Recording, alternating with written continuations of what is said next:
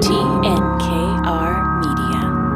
The Goldwaters is brought to you by Goldwater Dubé, shaping the history of Canadian family law since 1981. The Goldwaters vous est présenté par Goldwater Dubé, modeler l'histoire du droit familial canadien depuis 1981.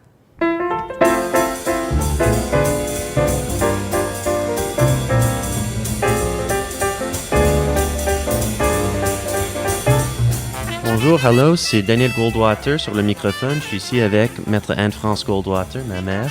Salut! Et Maître Marie-Hélène Dubé. Les deux sont des associés principaux chez Goldwater Dubé. Hi! Et nous sommes accompagnés aujourd'hui avec Madame la Mairesse Valérie Plante, la 45e Mairesse de Montréal. Bonjour. Salut. Such a pleasure to have you. Thank you very much. So we have a very special episode today. We're speaking with a very special guest, the Mayor Valérie Plante. We're going to be talking about a few piquant subjects, one being animal rights, of course, which is something that I think our audience knows on tient à cœur. Another issue we're going to be discussing is diversity and representation among different communities, different ethnic communities in our municipal politics. And another issue that's a little thorny has been local controversy with respect to Mount Royal the through traffic being closed down. This is a part of our mayor's project, so we're going to discuss that. And finally, we're also going to discuss dreaming big, what the future of the city would be like if we did not have to deal with pesky financial restraints. Alors, bonjour Madame Plante. Bonjour. Maître Goldwater se demande pourquoi Montréal ne sera pas présente aux audiences à l'Assemblée nationale concernant la LRP. Le projet de loi sur 128, c'est le projet de loi du gouvernement du Québec. Voilà. Exactement. Ben, c'est une bonne question. C'est pas la première fois qu'on me la demande. Dans les dernières semaines, ben, il faut savoir que notre position demeure la même. Hein. On a toujours, depuis qu'on est arrivé au pouvoir, on a décidé d'abolir les règles spécifiques qui étaient liées au type de chien pitbull parce que justement, nous, on ne croit pas que de cibler une sorte de chien, ça fonctionne. C'est très bureaucratique, on ne met pas notre énergie et nos ressources au bon endroit et on préfère avoir une approche qui est globale, qui cible davantage comment les propriétaires de chiens, entre autres, élèvent leur animal et s'en occupent. Alors, notre position, elle est la même et on a préparé un mémoire qui est très, très approfondi et que nous allons transmettre à la commission. Donc, ils vont en prendre connaissance. Et c'est important de savoir que pour nous, comme administration, il y a plein d'autres sujets qui nous tiennent à cœur. Je pense au cannabis, je pense à la révision du Code de la route. Alors, on s'intéresse à tous ces sujets-là et quand on est invité en commission, on envoie des mémoires sur lesquels on a travaillé qui sont très, très approfondis. Là, c'est pas... it's not like a two-paragraph note. It's actually like a very thorough process. And so we're happy to be sending this memoir that, again, reiterate how important for us to have a global vision for animal management that is not connected to, targeting one specific breed. The only difference, as I see it, is with cannabis, with marijuana, everybody, maybe except me, but everybody seems to be in favor, and everyone's in favor of good rules and laws on our roads and highways. But when it comes to this topic with respect to dogs, it's so divisive that don't you think it would be important for you to be there and tell the Assemblée nationale directly how strongly you feel about this, especially keeping in mind that it is I and a whole bunch of animal lovers across the island in Montreal who voted you in with that as one of our important issues. Not the only one, but certainly an important one. Well, to me, just so you know, you were talking about the other subjects that are more make more of a consensus. Mm-hmm. But to be honest with you, everything related to sharing the road, there is no consensus there. So we've been fighting a lot regarding some measures we want to put together for cyclists, and there's a lot of people not being happy about that. That being said, for me, I truly believe in the diversity of tactics. And for me, as Mayor of Montreal, I have a whole city to manage. And so I look into different subjects that I'm attached to, that I'm passionate about. And I feel like I've done what I said I would do regarding especially the pit bull ban, because I said, it has no place in my administration. So we're going to take it away. And now we are revisiting the whole process. And I would say the last thing is that let's not forget that as Mayor of Montreal, I have the opportunity to talk to a lot of people. people. And often behind closed doors, for example, I have like private conversation with ministers. And so those are conversations that I have. So I guess when I say diversity of tactics, that's what I'm talking about. There's not only way to talk about that issue. There's many ways and many places. Mais je pense que c'est clair que c'est pas nécessairement la meilleure idée que vous, personnellement, vous y alliez, mais vous auriez pu décider, par exemple, je ne dis pas que vous auriez dû, mais vous auriez pu décider, par exemple, d'envoyer, disons, Greg Sauvé, qui est bien au fait de ce dossier-là. Donc, votre décision de présenter un mémoire, mais de ne pas y aller en personne, elle n'est pas uniquement pour maintenir des relations harmonieuses et peut-être plus qu'harmonieuses, mais fonctionnelles avec les divers paliers gouvernementaux. C'est aussi, il doit y avoir d'autres raisons peut-être qui expliquent la décision. Je suis un petit peu mal à l'aise avec le fait que de dire que je ne vais pas à la commission où nous n'envoyons personne pour entretenir des relations parce que ce n'est pas du tout la situation. I just want to make sure about this. Alors, non, ça ne me dérange pas, on peut le garder, je n'ai pas de problème. Parce que pour moi, tout ce que je dis, c'est que il y a différentes façons de faire avancer une cause. Moi, je considère que je suis une alliée et j'espère et mon administration est définitivement un allié dans cette cause-là. Et il y a une expression qu'on dit, il ne faut pas jeter le bébé avec l'eau du bain. Peut-être qu'il y a des gens qui voudraient que je fasse différemment, mais il n'en demeure pas moins que c'est une cause que j'ai défendue dès mon arrivée au pouvoir, pour laquelle j'ai pris de la chaleur, parce que, vous l'avez dit, c'est très, très polarisant. Et il y a beaucoup de gens qui m'écrivent des choses genre si jamais il y a une morsure, ce sera sur votre conscience. It's a tough one, but I really feel like I'm doing what I said I would do, and I will continue to do it because right now we're consulting the population on how to improve la politique sur la gestion animalière. So yeah, this is it feels good.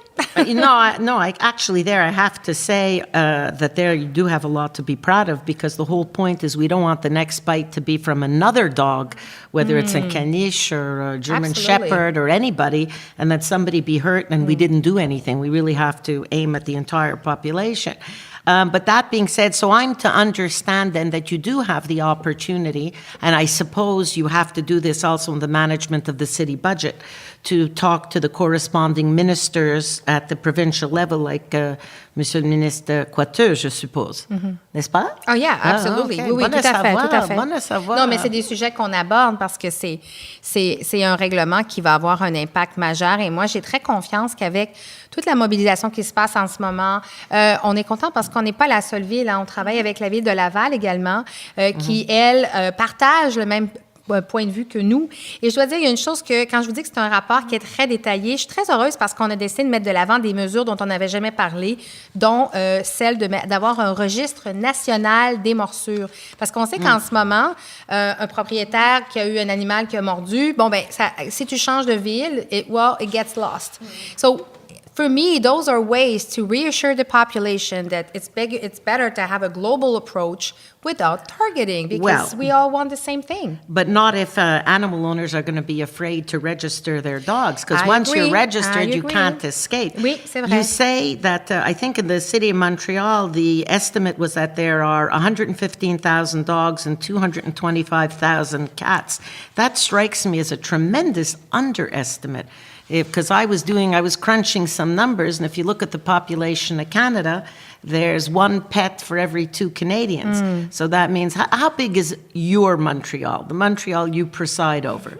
Pas l'agglomération, mais but just the island? Yeah, 2 millions? In terms of the population, it would be 1.7 million.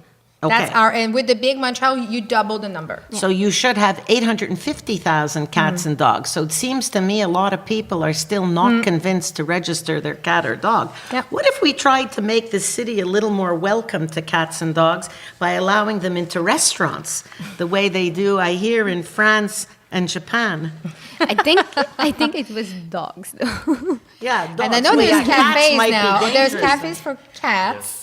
And I believe there's cafes for dogs. Yeah, cat cafes are a rising trend, okay. in fact, yeah.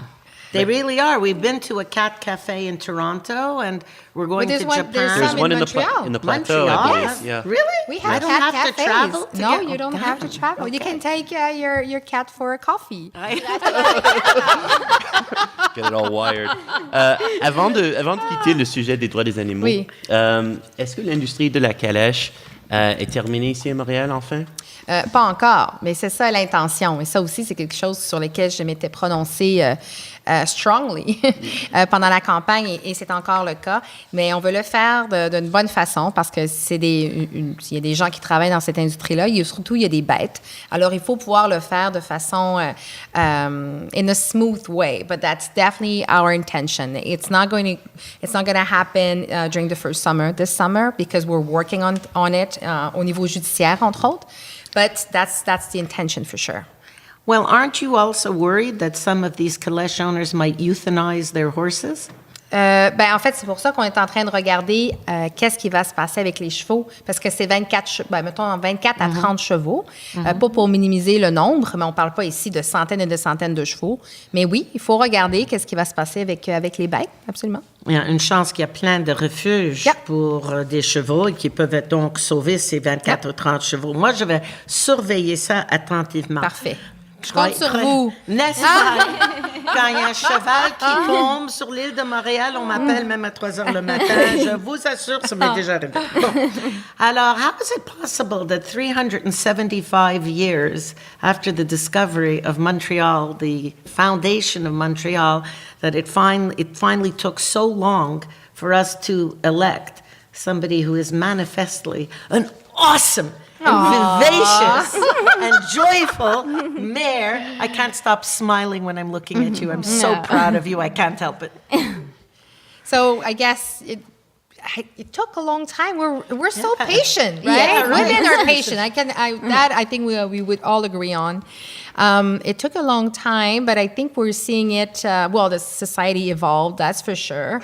And I feel like this is the first time, not only there's the first woman mayor, but also that we actually have parity within the city council. So there was 53 women elected this time, and 50 men elected.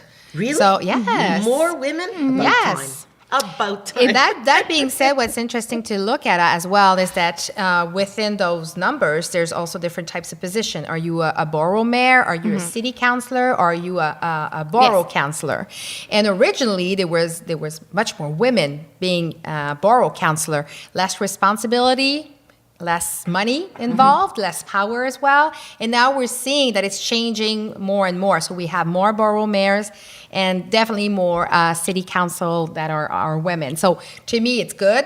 More women, but also having more power and more, I would say, leading position. Et en fait, combien de maires d'arrondissement ou mairesses d'arrondissement avons-nous? Oh, j'espère que je ne me trompe pas. Il me semble que c'est 10. 10 sur 19. Wow! Oh Oui. non, c'est vrai. Wow. La parité. Oui, oui, Est-ce que absolument. les hommes s'adaptent bien? Est-ce qu'ils sont heureux, en fait, de pouvoir compter sur nous dans un vrai partenariat dans la ville? I guess you should Dans ask la my ville. crew Dans la ville. what they think Yeah. about it. But it definitely changed things, you know. It changed perspective. It just half the population are women. So it definitely makes sense that when we make decision that there's men and women involved. So I think it's for the best, really. And I think it changed dynamics within a team. It changed dynamics within a borough. And when there's more women in a leadership position, it also brings more women around her. So that's a good thing. So it's all positive things coming with it. So that's just one form of diversity. Yes. Yes! Catch it. C'est comme moi qui ai le mauvais rôle. Mais lorsque vous avez été élu, on était très nombreux à se réjouir, mais il y avait quand même... Très nombreux. Ouais. Très, très, très nombreux à se réjouir. Exactement. Nombreux et nombreuses à se réjouir. Mais il y avait quand même une ombre dans le tableau. C'est que malheureusement, Projet Montréal n'a pas réussi à faire élire ces candidats qui sont issus de la diversité Oui, absolument. ethno-raciale. c'est une situation qui a été beaucoup déplorée, puis je pense même par vous également. Absolument. Puis vous avez annoncé hier la table sur la diversité, l'inclusion et la lutte aux discriminations qui va être présidée par Myrlande Pierre, une sociologue que je respecte énormément.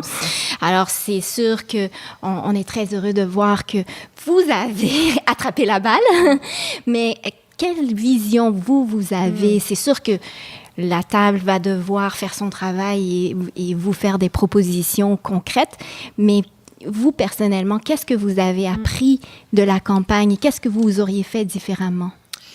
Faire différemment, c'est mon Dieu, parce que c'est vrai, je m'en suis jamais cachée, comme quoi j'étais déçue que plusieurs en fait, la grande majorité des candidats issus de la diversité ou des candidats racisés se sont pas fait élire. Et pour moi, ça, c'était une déception parce qu'on avait fait des candidats, des candidates fabuleux.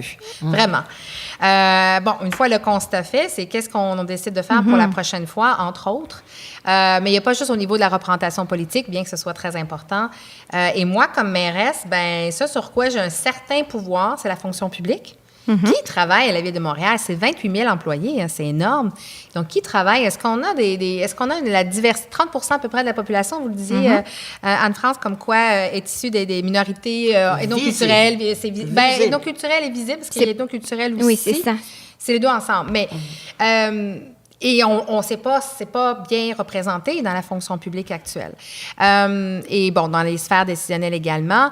Donc, moi, ce que j'ai décidé le mandat que j'ai demandé avec les personnes qui siègent sur la table, c'est de dire, il y a tellement de documentation. Je veux pas qu'ils fassent une autre consultation puis aller recueillir des données encore. Bon, s'il en manque, ils iront les chercher, ça c'est sûr, mais on a des avis, on a des rapports, on a des commissions qui ont été faites parce qu'on a le Conseil interculturel de Montréal, le Conseil des Montréalaises, le Conseil jeunesse, qui ont fait une quantité incroyable de travail. Donc, les recommandations sont toutes là. Moi, ce que je veux, là, c'est qu'on me dise, Madame Plante, par exemple, au niveau de l'employabilité, on met toute notre énergie là-dessus. 1, 2, 3, 4, on y va, on met des objectifs, on pousse.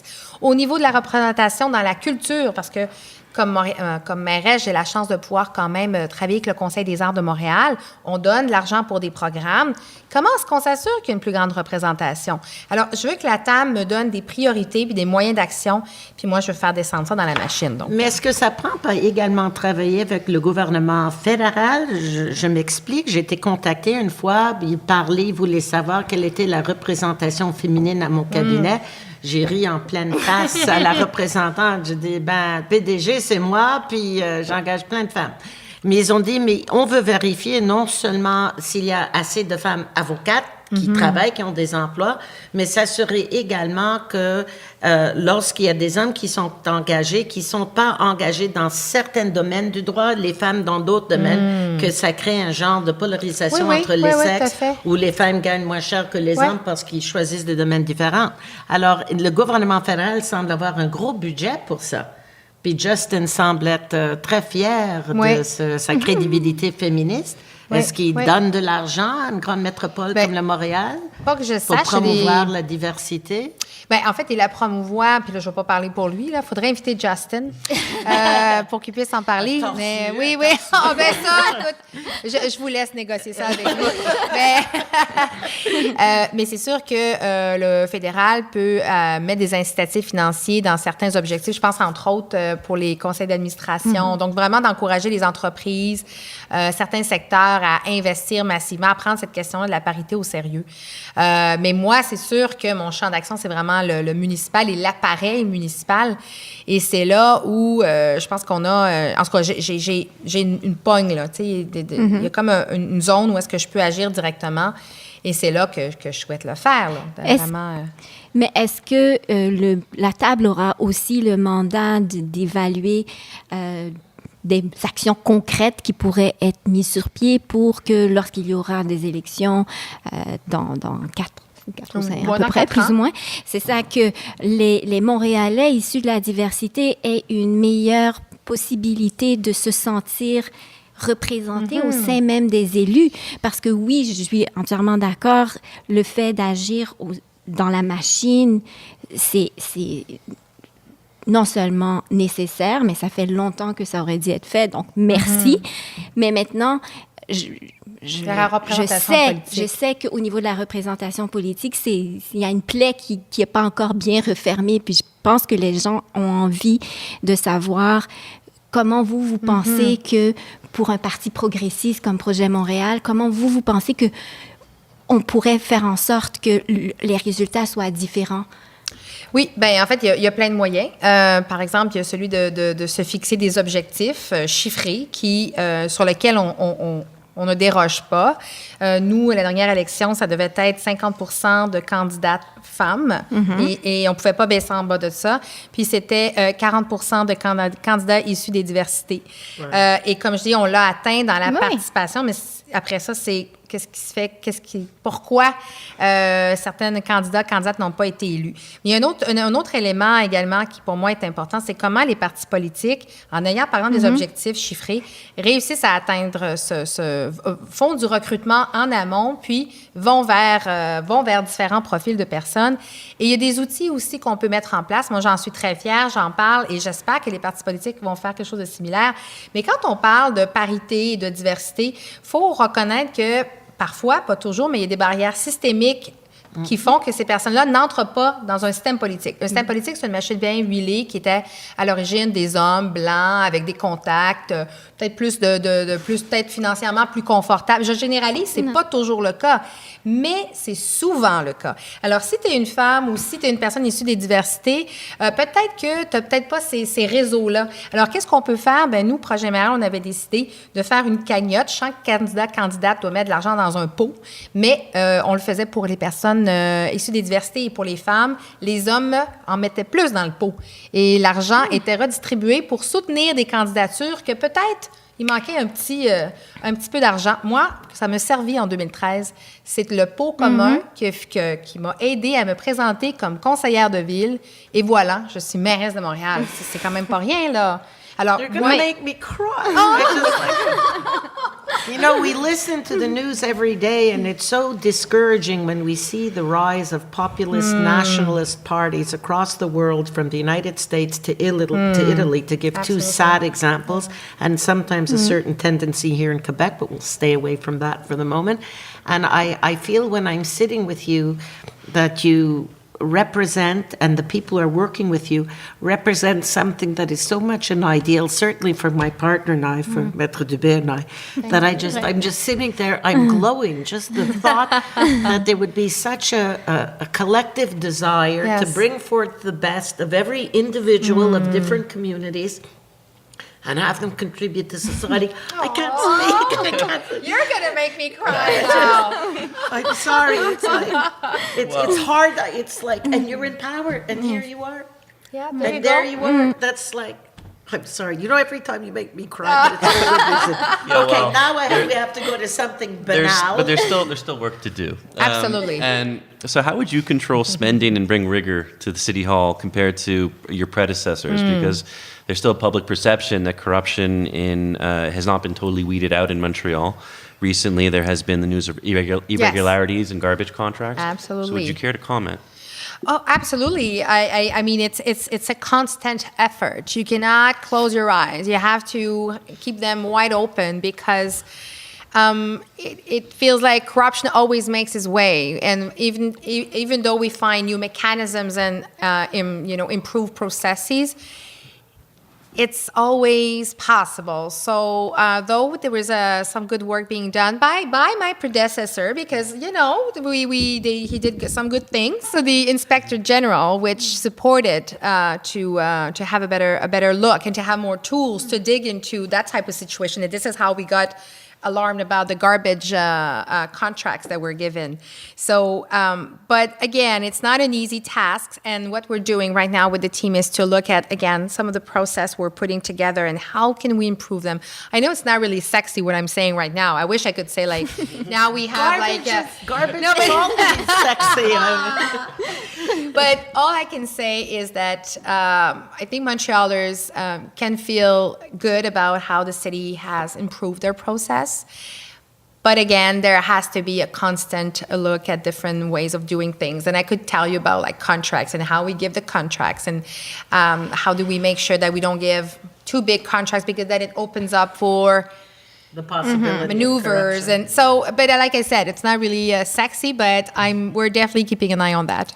Mairesse Plante, the issue of Mount Royal has been an issue for many citizens. Over 25,000 of them have signed a petition to oppose the plan to block through traffic over Mount Royal. Why not listen to them?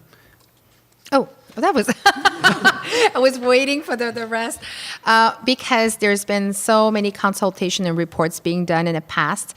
And the only one I'll talk about is the one in 2008, saying that already in 2008, there was a lot of traffic and it was a problem. And the report identified that the answer was, we need to do something about the go-through traffic. And so we're 10 years after, and let me tell you that there's no less cars on the island of Montreal. There's more cars. And so at this point, we're putting a pilot together, and there will be consultation with the pilot. So it starts on June 1st. It will end the pilot on October 31st. And from there, we'll see the consultation, how it went, what people had to say, and we'll see, we'll take it from there. But why not, in the meantime, consider a less radical move that's not going to make traffic worse in all the other residential neighborhoods around the mountain, and that's just close the traffic at nighttime or on the weekends when it's less consequential, and then focus the energy on building a separated pedestrian walkway or bike path? The question is also, it's about security, but it's also what do we envision for the mountain? And to me, it is a park. And this is how it was created and built it. And then they decided in the 50s to add a parkway. But we're so far from there now. And the mountain, my idea is to open up the mountain to all users. So you can still take your car or be in a bus, reach to the top of the mountain, park there, enjoy the mountain. You can be a cyclist, a pedestrian, an elder, a family. You can do everything. So ultimately, I'm putting the pilot out there so I can hear what people have to say about the pilot, but also what do they envision for the mountain.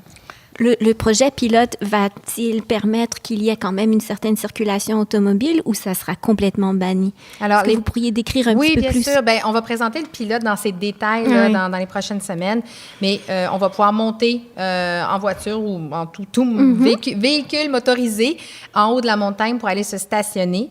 Et les seuls véhicules qui vont pouvoir traverser, ce seront les véhicules d'urgence, l'autobus de la STM, les voitures funéraires, parce qu'il y a un cimetière également, oui. Right? Alors, mais vraiment, ceux qui utilisaient la route comme raccourci, ce sera fermé. Mais tout à l'heure, Daniel a posé la question en faisant état de la pétition qui a été signée par plus de 25 000 personnes, particulièrement les résidents de Notre-Dame-de-Grâce, Côte-des-Neiges. Et Outremont? Outremont, je ne sais pas, mais au niveau du conseil d'arrondissement de Côte-des-Neiges, Notre-Dame-de-Grâce, la position unanime était contraire, défavorable finalement à votre projet. Est-ce que le fait que les Montréalais qui habitent le plus près du Mont-Royal soient défavorables au projet, est-ce qu'il y a une façon pour vous de les accommoder ou de les rassurer? Moi, je pense que je suis très rassurante parce que c'est un projet pilote qui a un début et qui a une fin. Et c'est sûr que quand on est habitué de prendre un raccourci et que là, en fait, et aussi j'enlève un droit, un privilège individuel pour le rendre, pour le bien collectif, c'est sûr que c'est dérangeant. I get it. That being said, les gens de Côte-des-Neiges NDG, ce n'est pas vrai que c'est unanime parce que au conseil d'arrondissement, il y a eu une motion qui a été présentée, mais tout le monde a trouvé que c'était une bonne idée de consulter, which we are doing. Okay. So to me, I feel like it's a win-win in terms of let's try the pilot, and ultimately, if at the end of this, people tell me, you know what? We don't want a big park. We want to have a driveway. That's what we want, or we want to have a go-through. It's all good. Well, you know what? But at least I have the courage to go for this because I know this is not popular to say to people in their car, sorry, you're going to have to go around. I get it. But I truly believe that our city has so much to win with having a big, amazing park. And this is what St. Catherine Street that's another thing. revitalized with heated sidewalks and roads so that you can take your bicycle in the middle of winter and so that tourists can come here in any season and shop. And Lord knows, I'm an avid cyclist, mais j'ai jamais eu le courage de monter en vélo là, pendant nos hivers, même si j'ai une isolation naturelle, là, mais ceci étant dit, pourquoi pas ne pas explorer? Tout le monde sait qu'il y avait un projet pilote qui avait échoué. Mais pourquoi pas essayer? Moi, je suis prête à faire ça bénévolement. The heated streets? The heated street. C'était essayé par le ici, puis ça a échoué, right? It didn't work. But I'd be happy to find the information. There's all kinds of places in the world. Michigan, which has turbulent winters like ours, or Finland, or Norway, where they've been living with heated sidewalks and roads, where the source of the heating is geothermal or circulating wastewater. And sure, there's an initial investment, but the revitalization of St. Catherine, you have to admit, is the key, or a big key to the success of your administration. That's why I saved this question for last. Mais oui, c'est vrai que c'est lié au succès de notre administration et c'est pour ça qu'on le prend tellement au sérieux. Le projet initial était assez frileux, assez... I would say boring. It was pretty much the same size of sidewalks, though when you walk on St. Catherine, it's crazy how many people there are. So people they just want to shop and look around. So we're going to make more space for pedestrians, and there will be space for cars. If people are worried, no, don't worry. There will be cars and buses and everything. That being said, for the heated sidewalks, you know, it was really expensive. The St. Catherine is 3.3 kilometers, so it would have been about, I would say, 145 million, and that's without having the engine to make it work. That being said, it's not like I was totally against it, but considering the money that we had to invest, to me, it was not the best use for it. What we will present is quite ambitious. It is fun. It brings this oomph to the street. And that being said, we will put some extra money as well for cleaning up and for snow removal because we understand that it's part of enjoying the street, you know, all year long. So that we understand. I have one last question then, which is a nice segue from what you were talking about just now about oomph and talking about financial constraints and wishing that they were not there. Donc, je vous invite maintenant de rêver grand. Si l'argent n'était pas un obstacle, à quoi ressemblerait Montréal dans 10 ans après plus de 2 mandats de la mairesse Plante? Oh, Nous sommes ambitieux. I love this question. That's great. Bon, ben moi, mon rêve, c'est que le Mont-Royal soit un parc. Clairement. Yes. And if money is not a question, there would be also a public swimming pool attached to the mountain. So that would be very fantastic. I also want to have a bain portuaire in the old port because, and also what I will do, even though it will cost money, but let's dream big, is how do we make sure that we feel more like an island? Alors, c'est de se réapproprier les berges, le bord de l'eau. And that costs a lot of money because it doesn't necessarily belong to us. But I want to have like j'aimerais ça que ce soit comme sous le pont de Brooklyn, par exemple, sous le pont de Jacques-Cartier, where you can walk under it, you can look at the bridge, you can enjoy the water. Those are the things that makes me dream so much because we're an island. And I want us to feel it. So we have a mountain, we have an island, and also there will be a pink line. Yeah! That will be my ending note. All right. Bon, merci beaucoup. Merci, ça a été un plaisir. Merci vraiment. de nous avoir accueillis Vraiment. tellement chaleureusement. Je tiens à voter souvent. À répétition, quoi. Et merci encore. Merci. C'était merveilleux. Merci à tout le monde. Merci. And now it's dark, so I guess that's our cue. So let you run. You have Oui, Yeah, I'll do I'm the sorry, intro. I really have okay. Busy lady. Oh my God, I love you even more. I love you so much, and I respect you. And I admire you. And I think you have the vision.